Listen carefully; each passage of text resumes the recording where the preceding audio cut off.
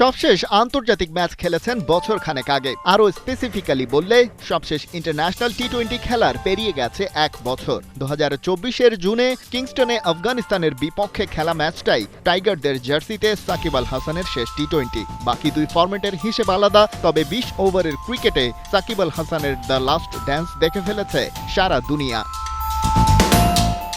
অবসর ভেঙে কি কেউ ফেরে না? ফেরে তো। এই সাকিবের আইডল লিওনেল মেসির ক্যারিয়ারেও আছে তেমন নাটক। সাকিবের ক্ষেত্রে তেমন কিছু তো হতেই পারে, এবং সবচেয়ে গুরুত্বপূর্ণ টি-20কে বিদায় বললেও একটু ফাঁক রেখে দিয়েছিলেন।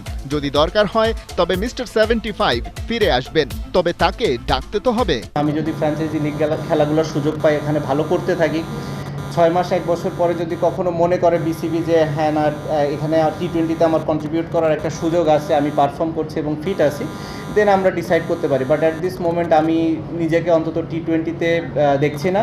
এত কিছু বলার কারণ সামনে পাকিস্তানের বিপক্ষে টি-20 সিরিজ, আর প্রশ্ন যখন ঘরের মাঠে পাকিস্তানের বিপক্ষে এই ফরম্যাটের খেলা, সেখানে আরও অনেক পরিসংখ্যানের মতো এখানেও সাকিবই সেরা।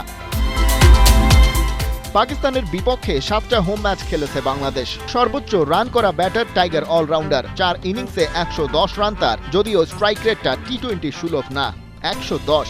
অবশ্য সেটার দায় একা সাকিব আল হাসানকে দিয়েও লাভ নেই খুব একটা, কারণ এই তালিকায় বেশি রান করা বাকিদের অবস্থাও স্ট্রাইক রেটের হিসেবে খুব একটা ভালো না। পাকিস্তানের বিপক্ষে আফিফ হোসেন 76 রান করেছেন, সাকিবের চেয়েও কম 100 স্ট্রাইক রেটে। একই অবস্থানে মাহমুদুল্লাহ রিয়াদ, কারণ সবগুলো ম্যাচই হয়েছে মিরপুরের মাঠে।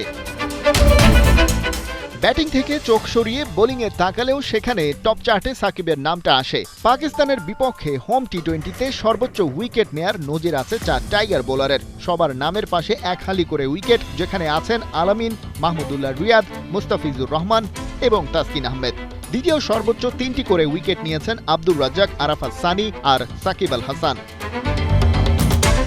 আগের টপ চার্ট থেকে কেবল কাটার মাস্টার মুস্তাফিজ আর তাসকিনই আছেন বর্তমান বাংলাদেশ দলে। একই সাথে ওদের ইকোনমিও ফার্স্ট ক্লাস। পাকিস্তানের বিপক্ষে এই অভিজ্ঞতা কাজে লাগানোর সুযোগ এবার দুই টাইগার পেসারের সামনে। সাকিবের না হয় সেই সুযোগ নেই, তবে বাকি দুজনের তো আছে। খালিদ জামিল, 71।